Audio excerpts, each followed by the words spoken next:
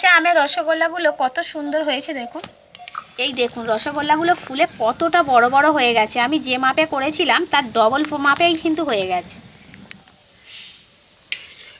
ভিতর থেকে কত সুন্দরভাবে রসটা ঢুকে গেছে আর কতটা নরম হয়েছে। আমটাকে ছোট ছোট টুকরো করে কেটে নেব।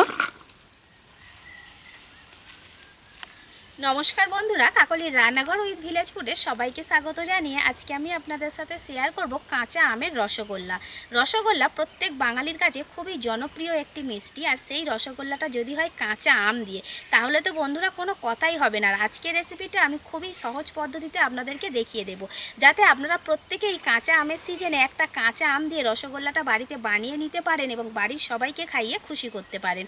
তো আজকের রেসিপিটা আপনারা প্লিজ প্রথম থেকে শেষ পর্যন্ত দেখতে থাকুন, আশা করছি খুবই ভালো লাগবে। আর যে সকল বন্ধুরা এখনও পর্যন্ত নতুন তারা যদি ইউটিউব থেকে দেখেন তাহলে চ্যানেলটিকে সাবস্ক্রাইব এবং ফেসবুক পেজ থেকে দেখলে পেজটাকে ফলো করে আমার পাশে থাকবেন। তাহলে এখন রান্নাঘরে চলে যাব আর আজকের রেসিপিটা শুরু করে ফেলবো। রসগোল্লা বানানোর জন্য আমি এখানে একটা মাঝারি সাইজের আম নিয়ে নিয়েছি। এই একটা আম দিয়ে কিন্তু অনেকগুলো রসগোল্লার পিস তৈরি হয়ে যাবে। তো সেটা কিভাবে বানাবো সেটা কিন্তু আপনাদের দেখতে হবে। তো এবার আমি আমটাকে খোসা ছাড়িয়ে কেটে নেব। প্রথমে ভালো করে জল দিয়ে ধুয়ে নিয়েছি।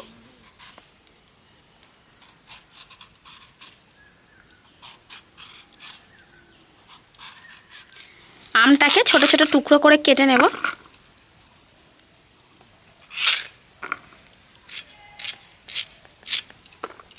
আমটাকে এবার মিক্সির জারের মধ্যে দিয়ে আমি পেস্ট করে নেব। অল্প একটু জল দিয়ে দেব, দিয়ে মিক্সিতে ঘুরিয়ে ভালো করে পেস্ট করে নেব। লিটার দুধ আমি কড়াইতে দিয়ে দিয়েছি, কারণ এই 1 লিটার দুধের যে ছানাটা বেরোবে সেই ছানা দিয়েই কিন্তু আমি রসগোল্লাটা বানাবো। তার জন্য দুধটাকে প্রথমেই আমি জাল দিয়ে নিচ্ছি।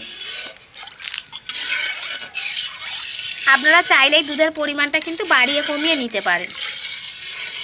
দুধটাকে আমি ভালো করে জাল দিয়ে ফুটিয়ে নিয়েছি, অনেকটা ঘন হয়ে এসছে। তো এবার আমি ছানাটা কাটিয়ে নেব।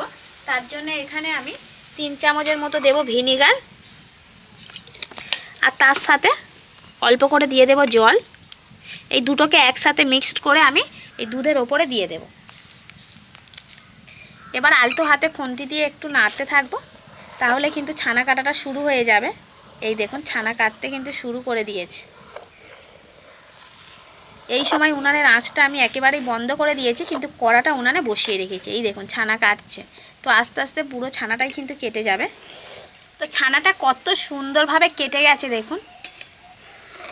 তো এবার এই গরম ছানার মধ্যে আমি দিয়ে দেব জল। তো এটা কিন্তু একদম নর্মাল জল রয়েছে, ফ্রিজের ঠান্ডা জল না। তো এই জলটাকে আমি এই ছানার মধ্যে দিয়ে দিচ্ছি। এতে করে কি হবে, ছানাটা কিন্তু অনেক বেশি সফট হবে, নরম তুলতুলে হবে। আর এই ছানা যত সফট হবে রসগোল্লাও কিন্তু ততটাই সফট হবে, নরম হবে। এবার আমি কড়াটা নামিয়ে নেব। ছানাটাকে এবার আমি ছেঁকে নেব। একটা সুতির কাপড় নিয়ে নিয়েছি, এর মধ্যে দিয়ে ছানার জলটাকে আমি আলাদা করে নেব ছানা থেকে।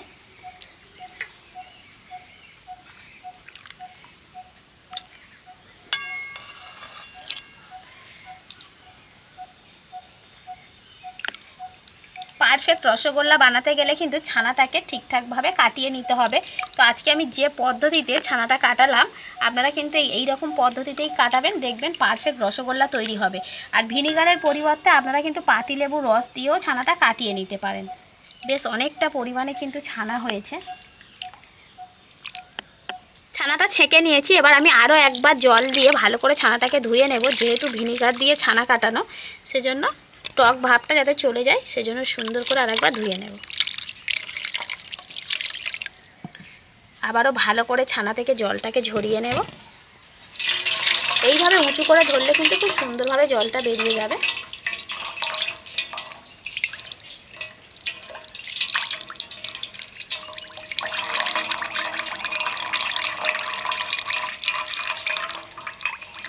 ছানাটাকে এবার আমি হাত দিয়ে ভালো করে মেখে নেব। তো হাতের তালুর সাহায্যে ঠিক এইভাবে ঘষে ঘষে ছানাটাকে নরম করে নেব।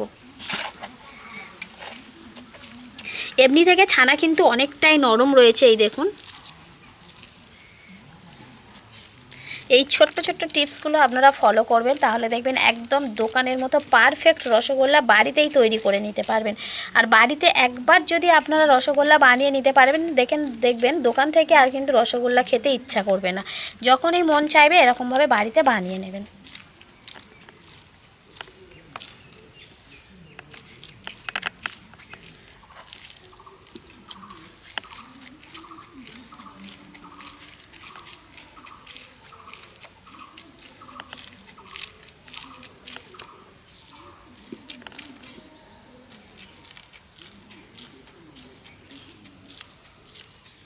ছানাটাকে ভালো করে কিন্তু আমি দোলে দোলে মাখিয়ে নিয়েছি, এই দেখুন একদম নরম হয়ে গেছে।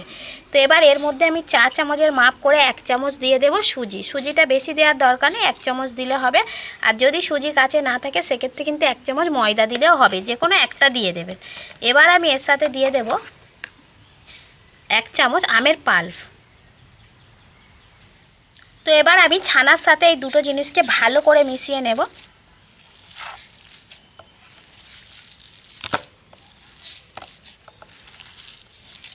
যেহেতু আজকের আমি কাঁচা আমের রসগোল্লা বানাচ্ছি, তাই কাঁচা আমের ফ্লেভারে বা কাঁচা আমের স্বাদেই কিন্তু রসগোল্লাটা হবে। ছানার সাথে প্রথমে দেখলেন আমি 1 চামচ দিয়েছিলাম আমের পাল্প, তো কিছুক্ষণ মাখিয়ে নিয়েছি। আবারও আমি দিয়ে দেব 1 চামচ আমের পাল্প। মোট আমি 2 চামচ আমের পাল্প এখানে দিয়ে দিলাম। তো ছানার পরিমাণ অনুযায়ী কিন্তু আমের পাল্পটা দিতে হবে। ভালো করে একটু মেখে নেব।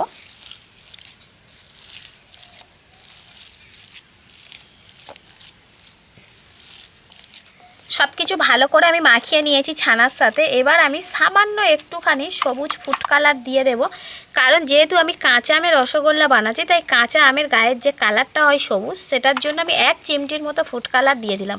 এতে করে রসগোল্লাটা দেখতে খুবই ভালো হবে। তো ছানার সাথে এই অল্প একটুখানি ফুড কালার দিয়ে আমি খুব সুন্দর করে মিশিয়ে নেব।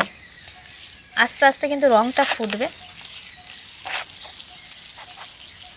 খুব ডিপ কালার আমি করব না, একদমই হালকা করব। এই দেখছেন মেশাতে মেশাতে কিন্তু একটা কালার চলে আসছে।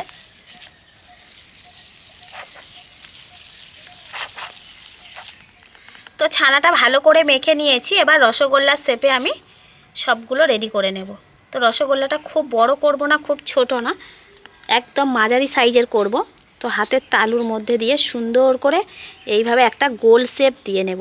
তবে গোলটা করার সময় লক্ষ্য রাখতে হবে যেন এই যে গোলটা আমি বানিয়েছি রসগোল্লার গোল্লাটা, এর গায়ে যেন কোনো রকম ফাট ভাব না থাকে, তাহলে জানবেন যে রসগোল্লাটা রসে দেওয়ার পরেও কিন্তু ফেটে যাবে। তো একদমই হালকা কালার এনেছি, কত সুন্দর হয়েছে দেখুন। তো এইভাবে আমি সবগুলো বানিয়ে নেব একে একে।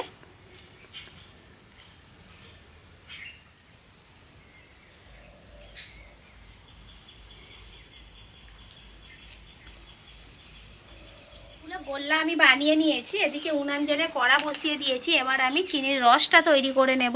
তো সেজন্য এখানে চিনি নিয়ে নিয়েছি এই বাটির পুরো 1 বাটি। তো এই বাটিরই মাপ করে আমি 2 বাটি দিয়ে দেব জল। চিনির ডবল পরিমাণে এখানে জলটা দিয়ে দিতে হবে। রসগোল্লার রসটা কিন্তু একটু বেশি পরিমাণে করা দরকার। এবার আমি চিনির রসটাকে ভালো করে ফুটিয়ে নেব, অর্থাৎ চিনিটাকে গলিয়ে নেব। চিনিটা ভালোভাবে গলে গেছে। এবার যে আমের পাল্পটা আমি রেখে দিয়েছিলাম, তার থেকে 2 চামচ কিন্তু পাল্প আমি চিনির রসের মধ্যে দিয়ে দেব। ভালো করে চিনির রসের সাথে মিশিয়ে নেব। রসগোল্লার রস কিন্তু ফুটে গেছে। এবার গোল্লাগুলো আমি রসের মধ্যে দিয়ে দেব একে একে।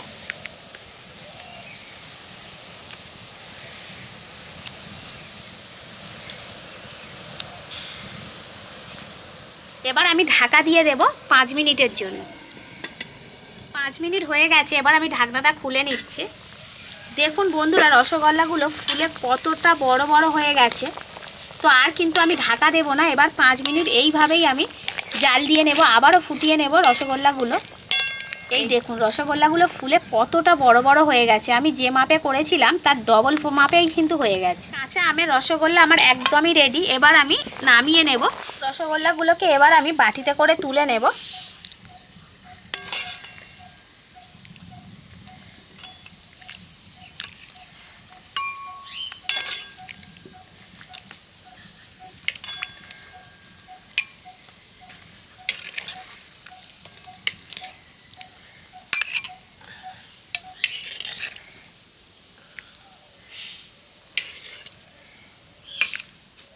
কাঁচা আমের রসগোল্লাগুলো কত সুন্দর হয়েছে দেখুন।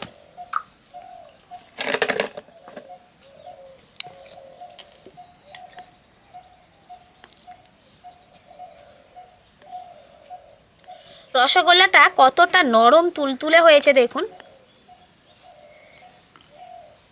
রসগোল্লাটা কেটে দেখাচ্ছি দেখুন, ভিতর থেকে কত সুন্দরভাবে রসটা ঢুকে গেছে আর কতটা নরম হয়েছে। রসগোল্লাটা নামানোর পর আরও 10 থেকে 15 মিনিট কিন্তু ঢাকা দিয়ে নিচে এমনি রেখে দেবেন। যত সুন্দরভাবে রসটা রসগোল্লার মধ্যে ঢুকবে ততই কিন্তু খেতে ভালো লাগবে, ভেতর থেকে রসটা সুন্দরভাবে ঢুকবে।